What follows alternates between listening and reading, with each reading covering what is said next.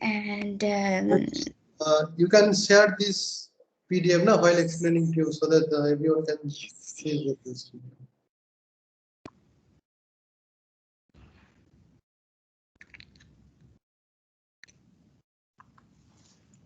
okay.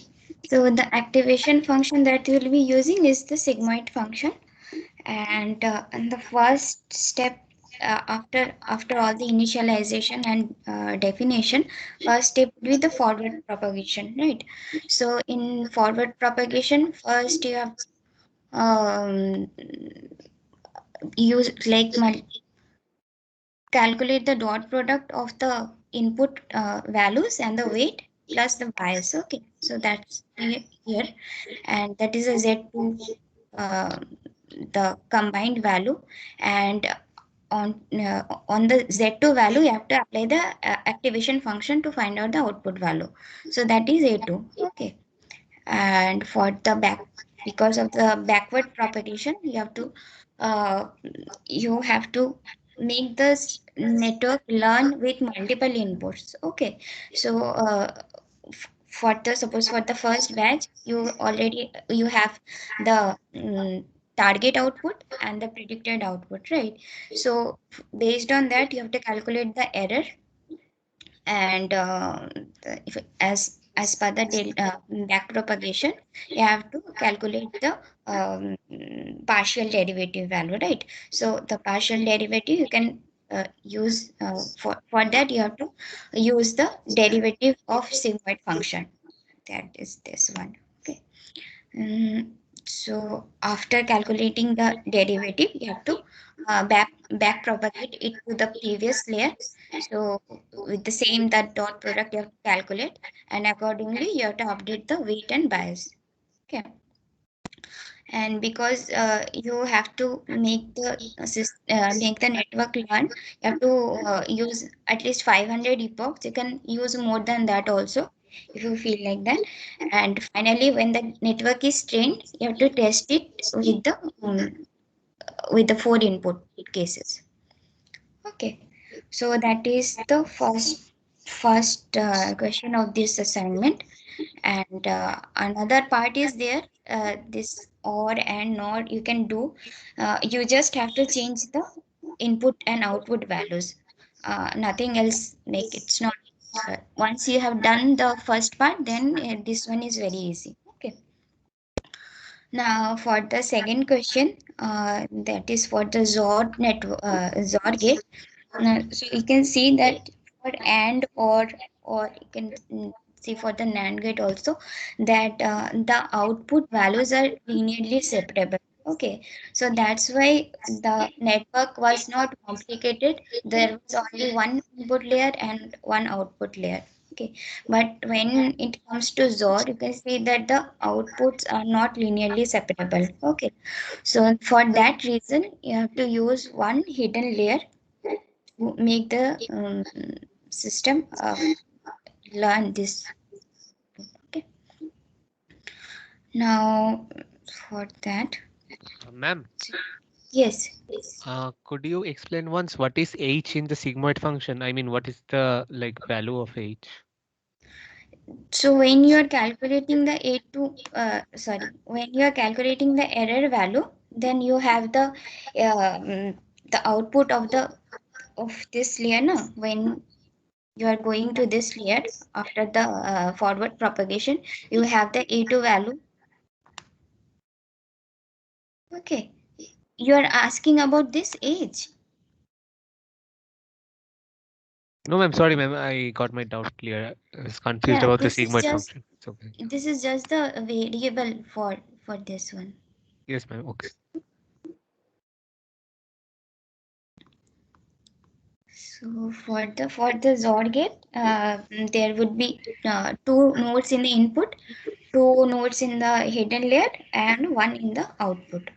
Okay. So similar to the previous one, you have to first define the X and Y, the input and the target output, and the weights also you have to decide accordingly. Here you have W1, uh, W11, W12, like that. You have to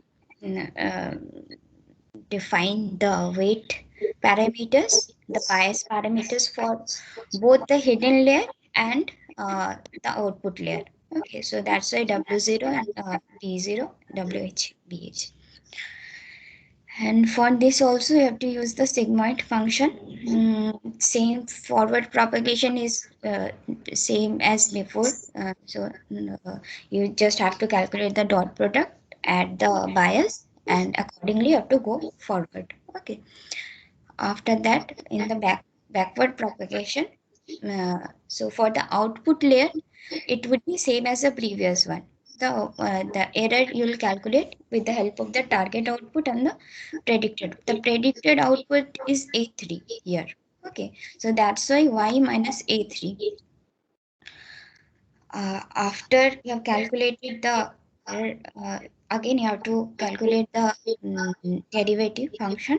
So for that, you have to calculate multiply with error. Okay, and again for to back propagate, you have to find the dot product of against the A2, the delta output and A2. Okay, and for the error in the hidden layer, what you have to do, you have to calculate the dot product of the because you have to back propagate from the last layer to the previous layer, then the previous layer. So that's why you have to, instead of in the previous question, you forwarded directly to the input layer. Instead of that, here you have to propagate to the previous layer, that is the hidden layer. So that's why the error in the hidden layer would be the dot product of the output and the weights in the output layer. Okay. And similarly, you have the update. You will get the what is the update value that will require to learn, make the network learn how the system will produce the output. Okay. So here again, you that it is similar to the previous one only. Okay, there is one thing you can consider the learning ratio. Okay, so what learning ratio does? It kind of controls how the weights will be updated, like whether it will be updated with it. You can consider it as a jump.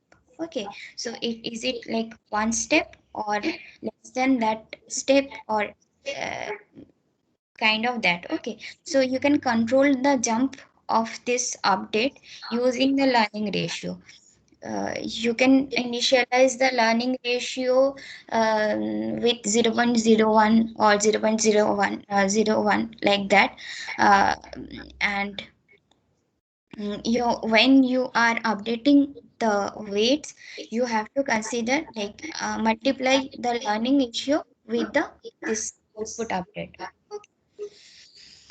And yeah, so this is the second part of this assignment, and similar to the Zord network, XNOR is also like this. So you can see 1001. So it is also not linearly separable. So you can use the same method for XNOR. Okay, you just have to change the output. And okay. So the output that you have to show is that for each of the gate, you have to show that output with all the four cases, and depending on the number of epochs, you have to plot the error. Okay, so the error should reduce from some value to zero. So the error plot should kind of converge towards zero. Okay. That's how the output should be. Okay, you can start implementing now, and if you have any doubts, you can ask. Ma'am, Yes. in the Yes. AND gate for the updation of bias, There it's written B plus sum of. What is sum of?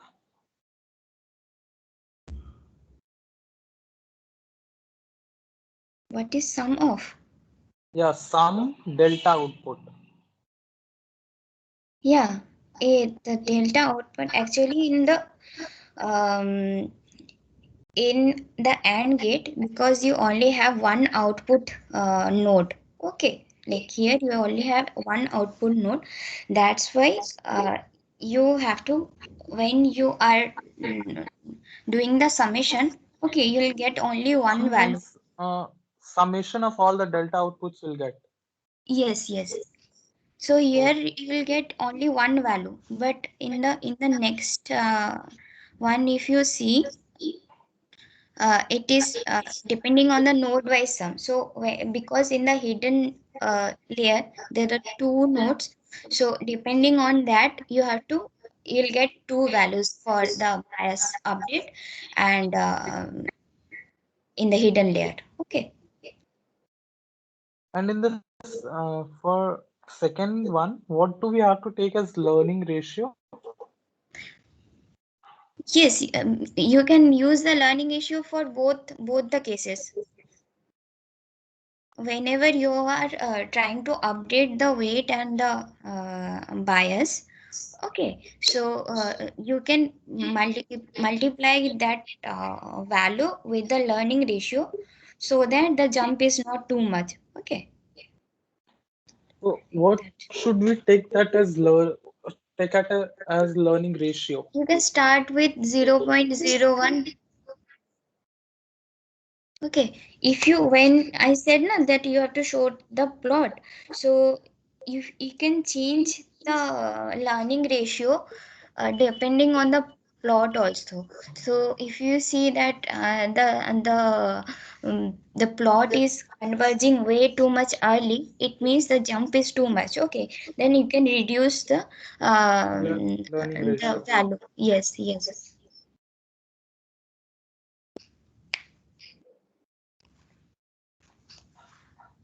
Okay, ma'am.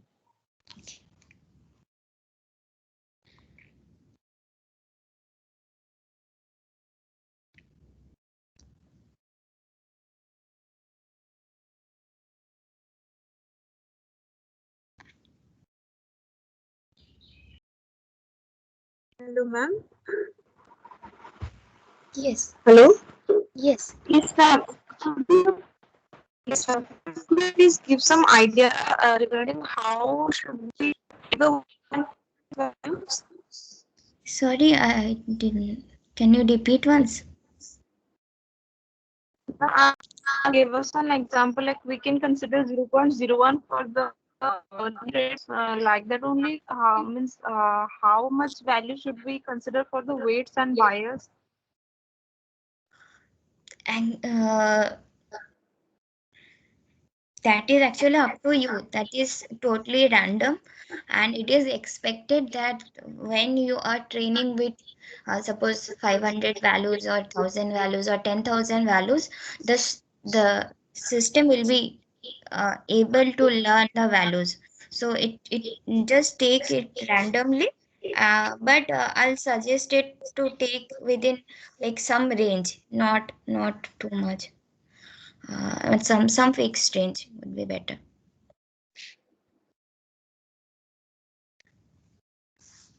Okay. Okay.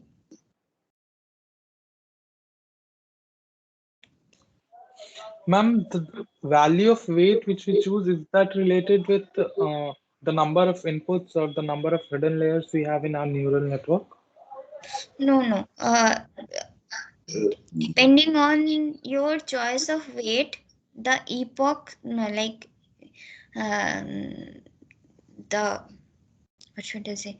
The early convergence of epoch is affected. Okay, so if the weights or the bias, that value you have taken is too good, then it will mean that even after 5 to 6 epochs, the system will converge, like the error value will be close to zero. Okay, but if your weights and bias are too much different than the what is what should be, then it will take multiple epochs to get to that point. That's it. Otherwise, it won't be.